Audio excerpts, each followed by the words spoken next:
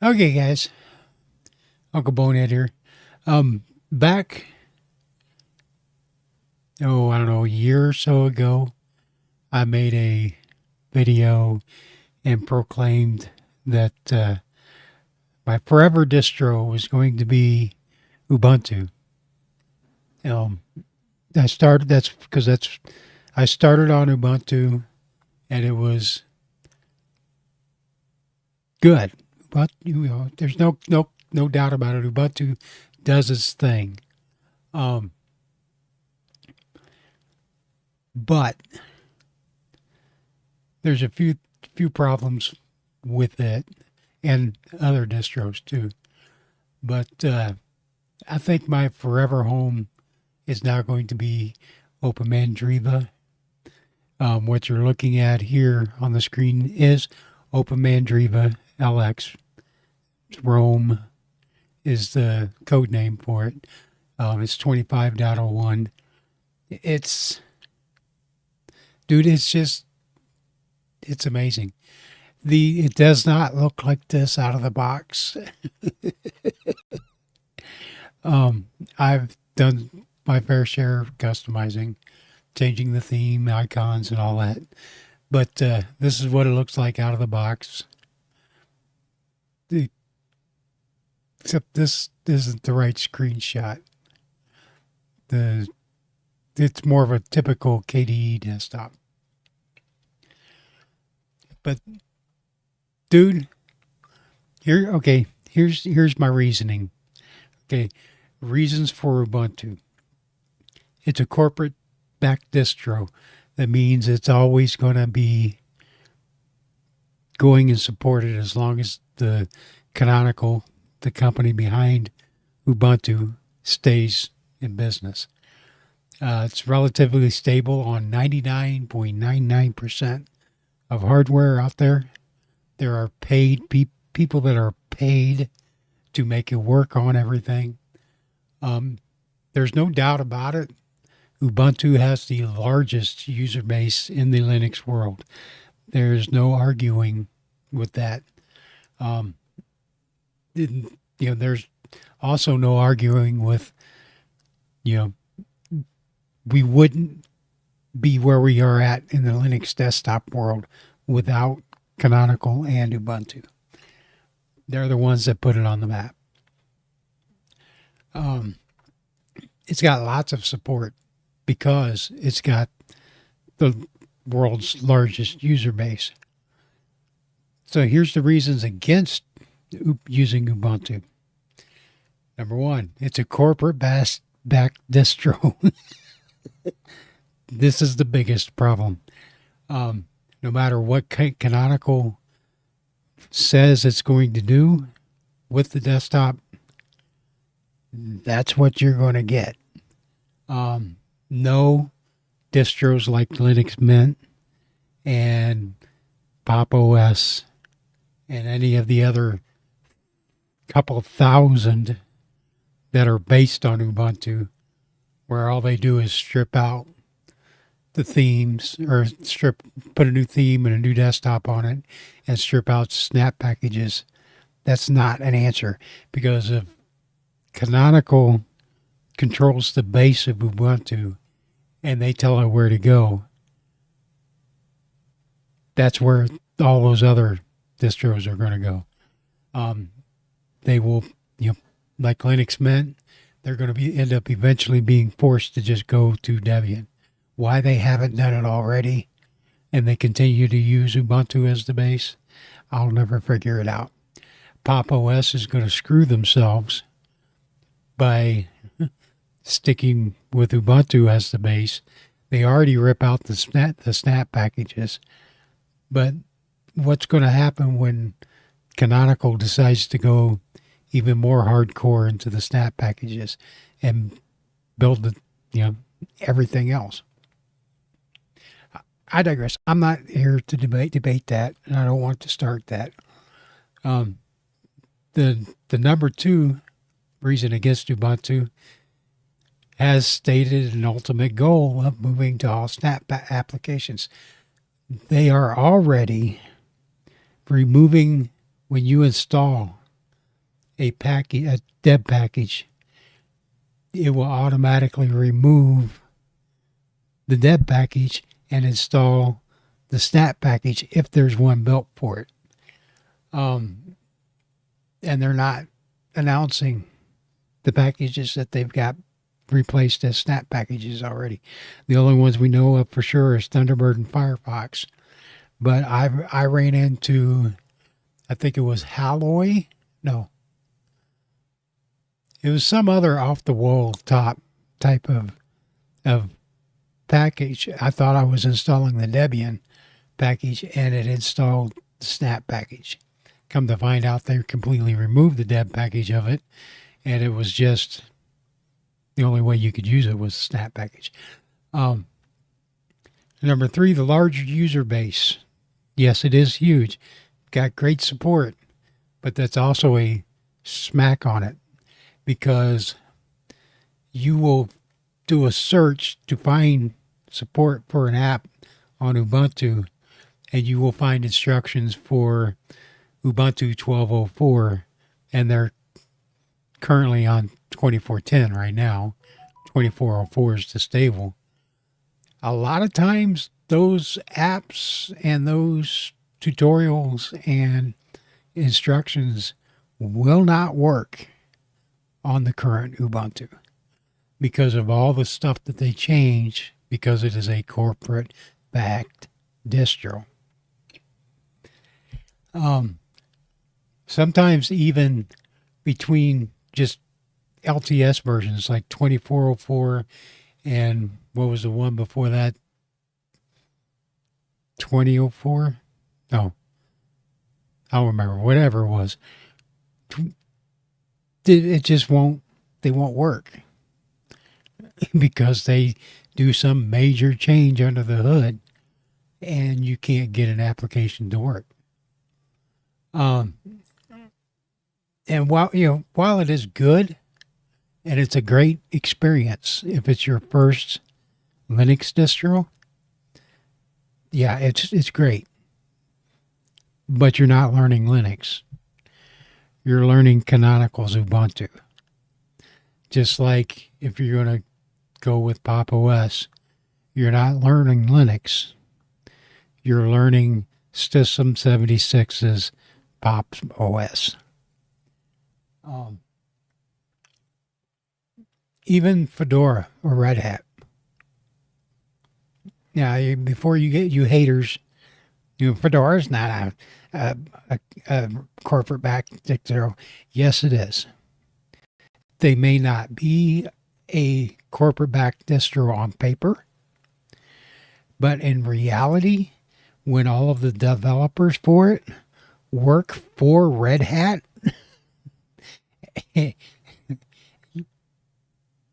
that is a corporate backed distro. They are paid to work on it. So I went with OpenMandriva. I ran across it, a year or two or so ago, and I bookmarked it, and I fully meant to go check it out. I'll be honest, when I first saw it and saw that it was using DNF, I was like, oh, RPM packaging. I'm not a fan of RPM packaging because I've always used Debian. I've experimented with Fedora. I used it for about a week before I blew it away. I've used mainly Arch or Debian-based systems. And I could never get the hang of RPM packages. I don't know why. They've never appealed to me. But then Blunduk did his video earlier of the year about OpenMandriva. And I was like, I'll go check it out while it's fresh in my mind. Played with it for a couple of days in a VM. And I was like, okay, that's it. I can't experience it without it being on bare metal. I got to install it on the machine and actually use it.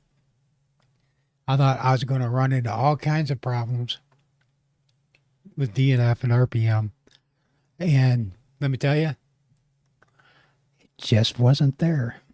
The problems just weren't there. I couldn't get anything to go wrong.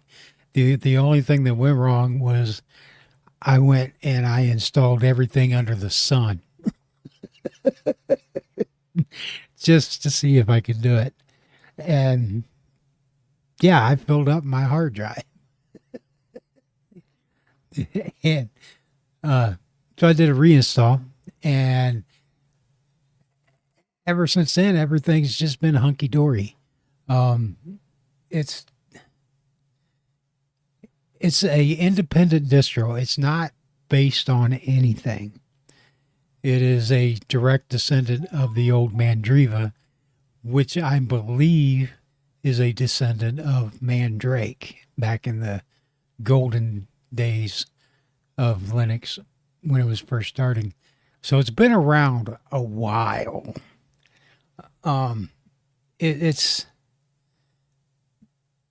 not based on Debian. It's not based on Fedora, Red Hat, or anything like that. So it's totally unique and different. And it works. There's been other distros out there that try to do their own unique things and be different from all of the others. And they are shitty. I mean, absolutely shitty with a capital S.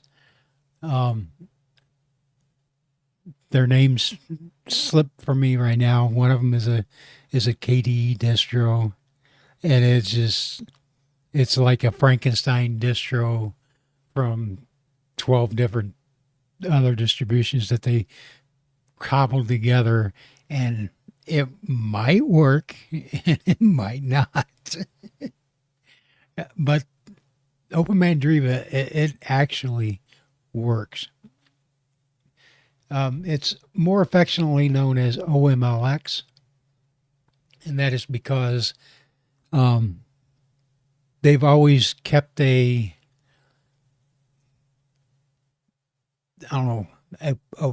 kept it open as to whether or not they would do a BSD version, which is very, very cool if they do.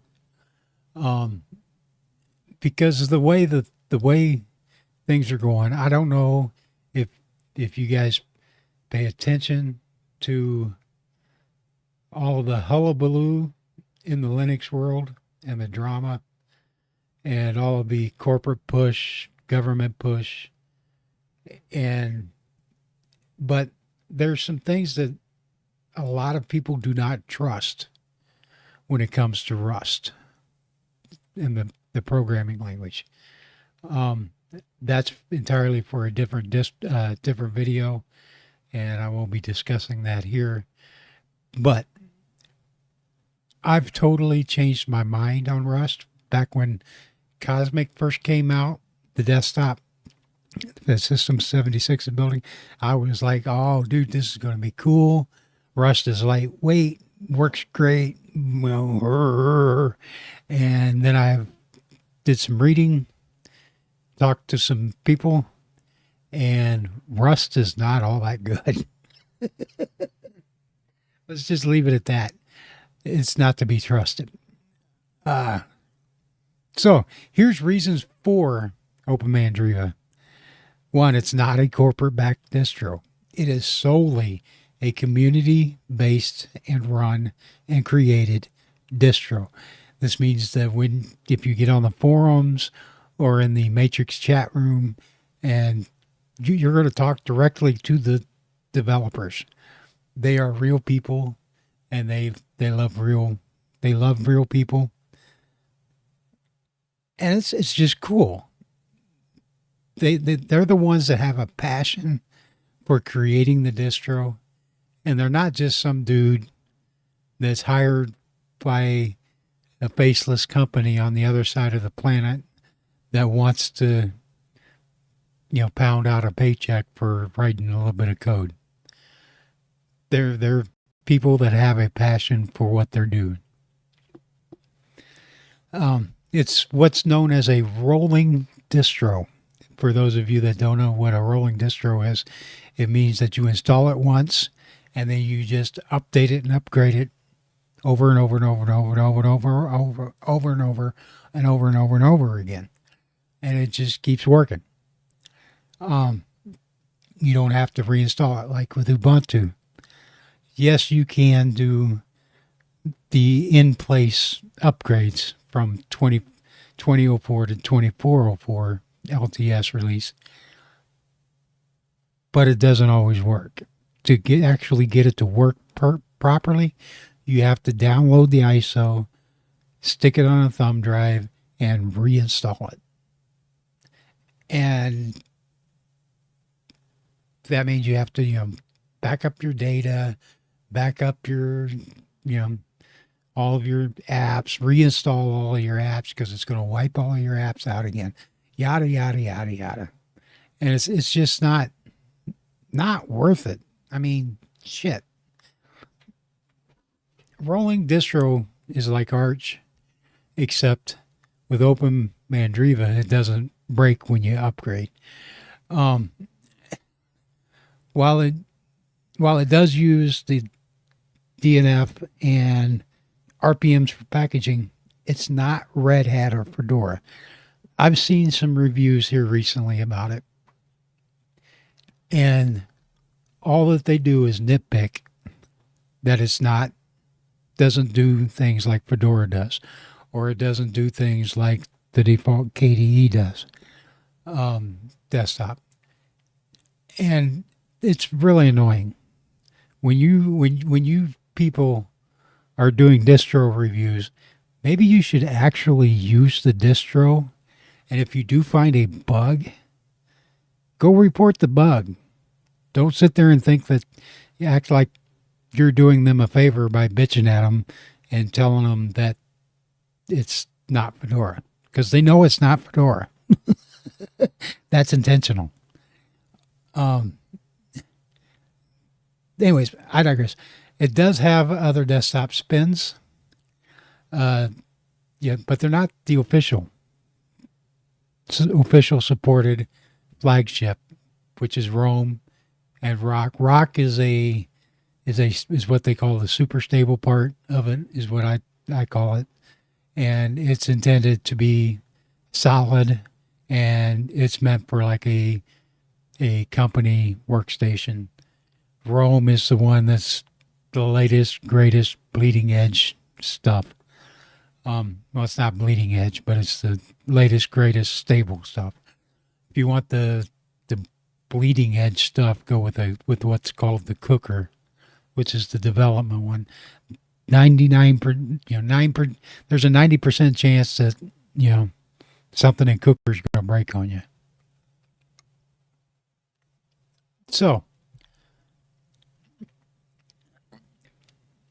I lost my place. For us noobs, even though I've been using Linux for 14 years, I still consider myself the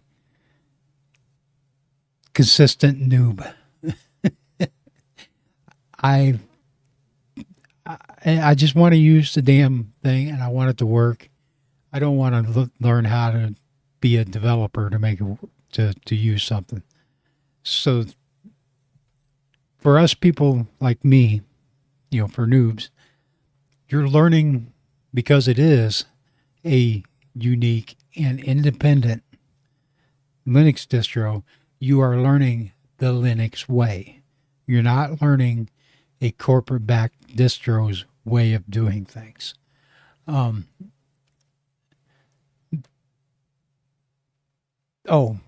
the other desktop spins, there is there's an awesome tiling window manager spin. It's not an ISO. It's something you can install. They've got a Cosmic spin, a GNOME spin, LXDE Qt, and LXDE and XFCE. Use those at your own risk. Just use the rolling, the main one. You've got two different ISOs you can download. You've got the full-on, all-out loaded up one with all the extra apps, and then you've got the slim version, which is just the desktop and a few basic apps. It's just absolutely awesome. And I should have went with the slim because of all the stuff that I've installed since then. Because I can't remember what all was the default that come on the default install.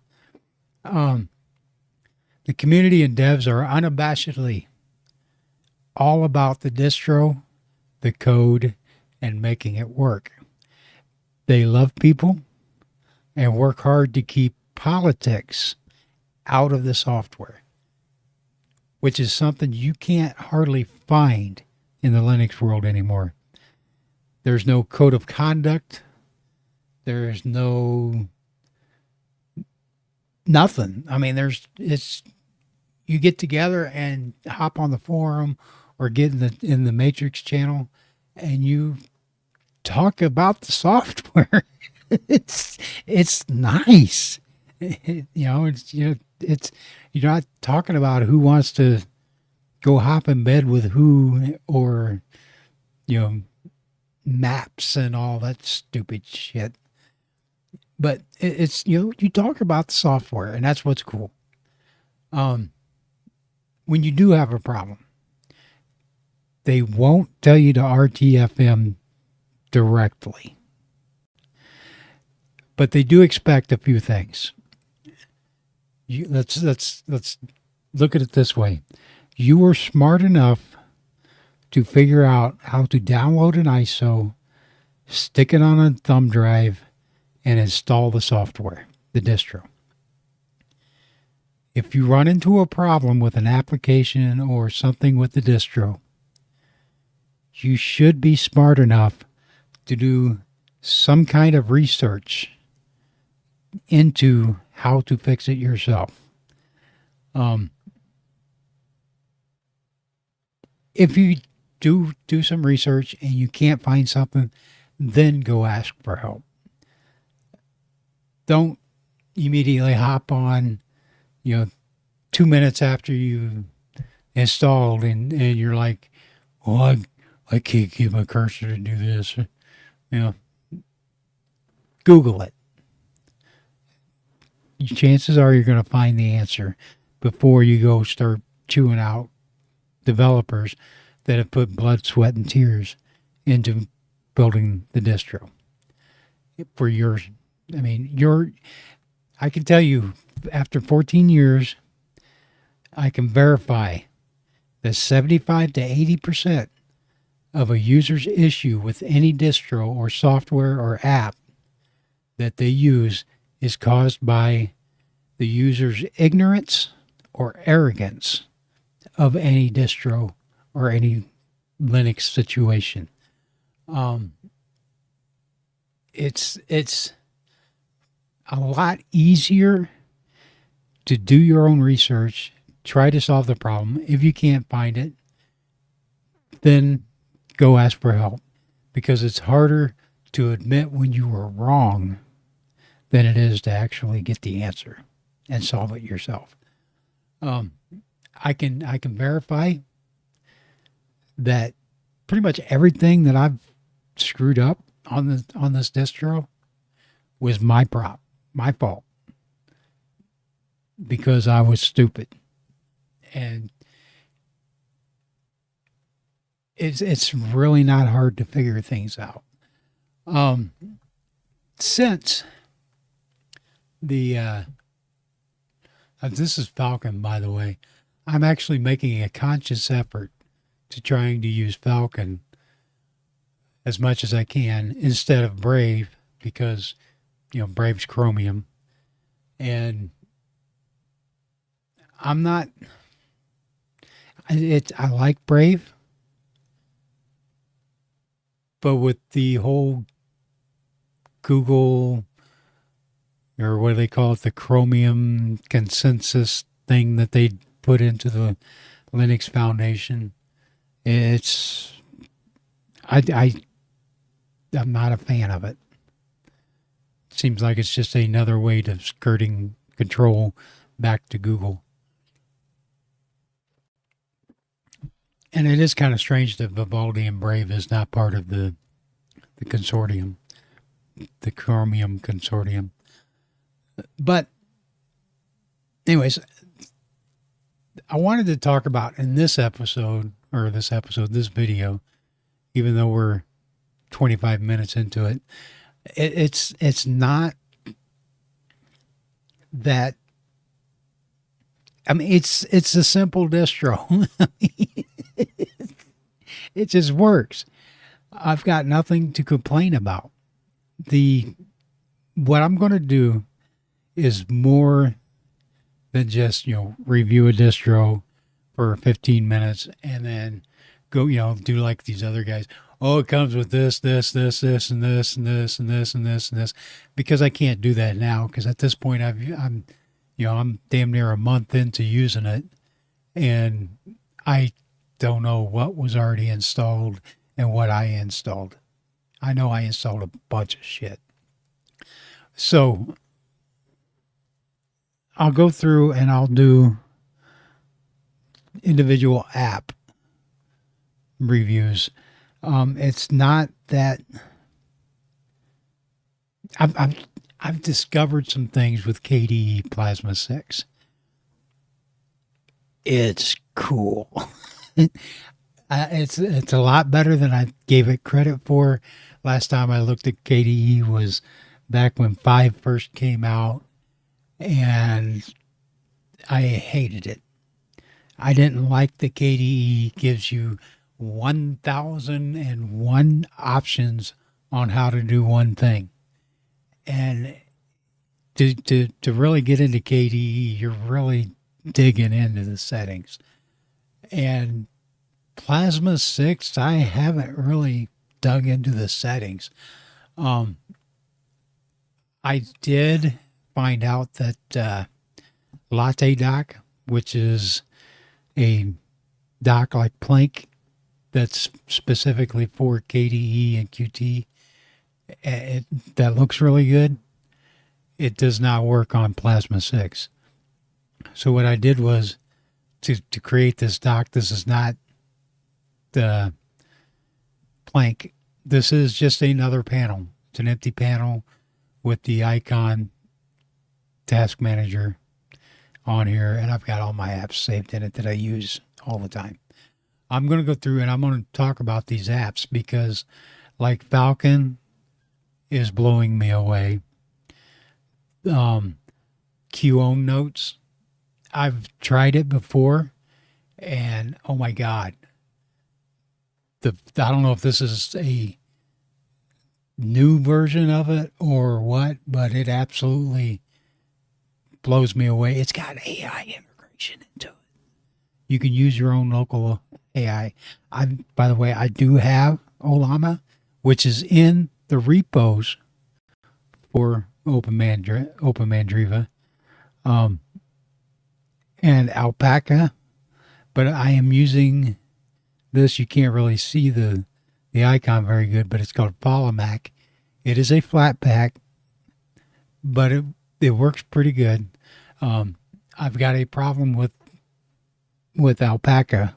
I want to use Alpaca because I like Alpaca and it looks great with the theme of that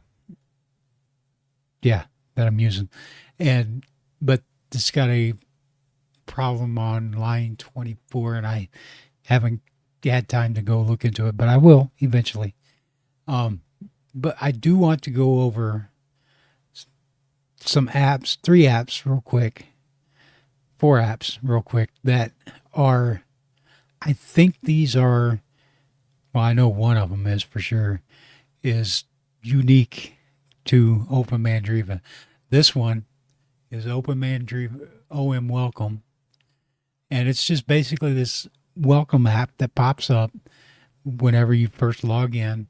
You can tell it to come on, turn on the next time you start, or tell it to turn off, and it just tells you this, blah blah blah blah, and then it goes over the features, the kernel, the Plasma version, LibreOffice, software repository selector, update configuration, bug report tool, fresh packages, and the ABF, which is the automated build farm that builds the ISOs.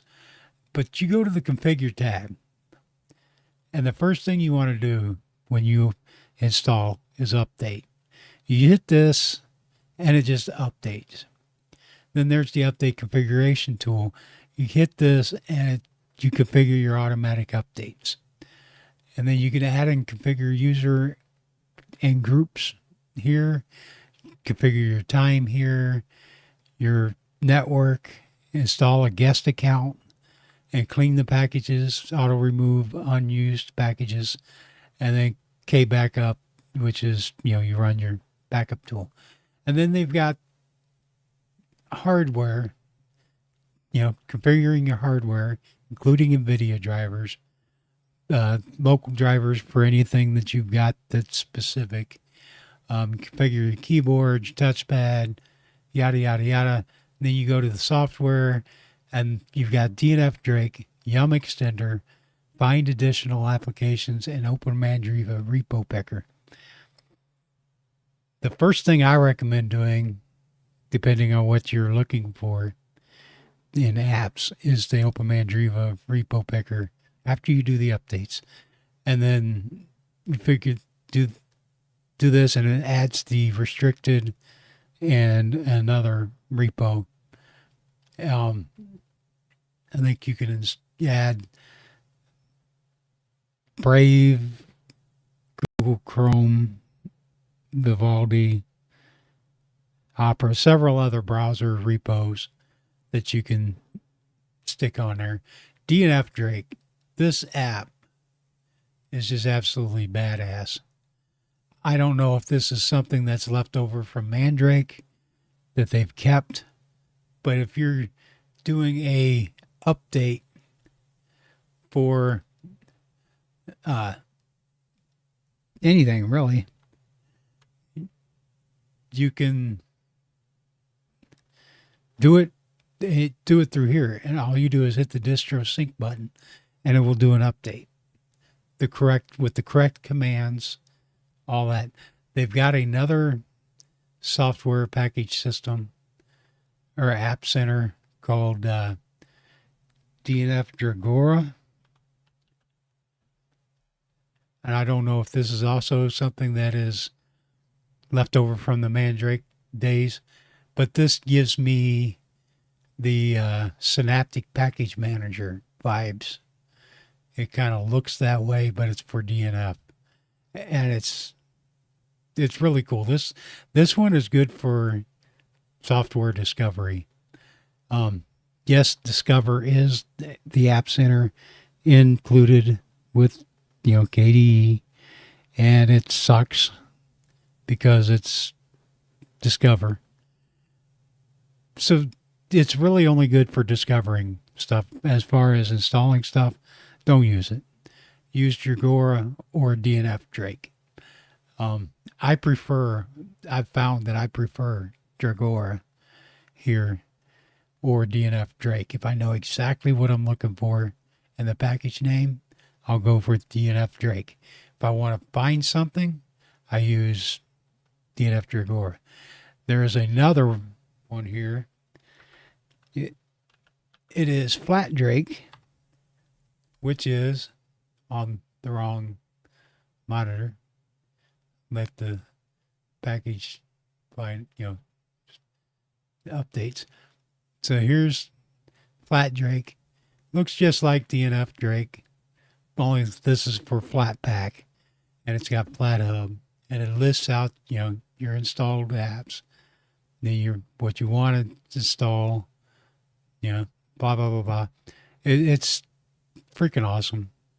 I believe this is version 5. There's 2 different versions, but it's an awesome thing. You can configure your desktop themes, icons, fonts, install the Cosmic Desktop. Don't do it. LXQT, you could do it. Maui Shell, don't do it. Maui sucks. And GNOME Desktop does work. The other 2 desktops do work. It's just GNOME and KDE seem to be the ones that work the best. KDE, I haven't found anything that won't work on KDE, and it's just absolutely awesome. But anyways, I digress. We'll go back to security. And this is where you set up your install and configure your firewall and passwords and keys, manage your encryption keys. On the applications, these are just applications that they suggest and to use. These are like curated type things. These are awesome. A lot of people like Strawberry Music Player. I don't. I've fallen in love with QM Play 2. I'd heard of it, but never used it until I got on this one, on OpenMandriva, and it's absolutely awesome. And you can also, these are your different repositories. You got main, extra, restricted, non-free, and third-party repos. And, if you want to contribute, this is where you go through and contribute at. So those are the 4 applications I wanted to go over. I'm already half an hour into this quote-unquote review, and it's going to take several days to do it. But look, this is Q and Play too. There is just absolutely. I mean, come on.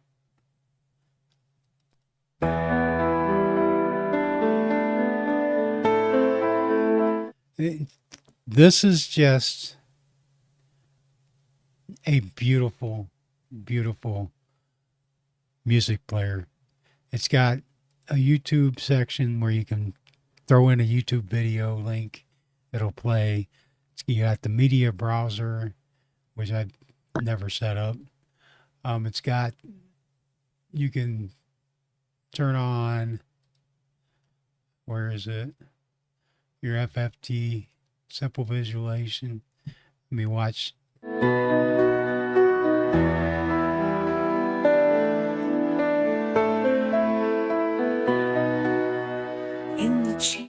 It's just a really cool player.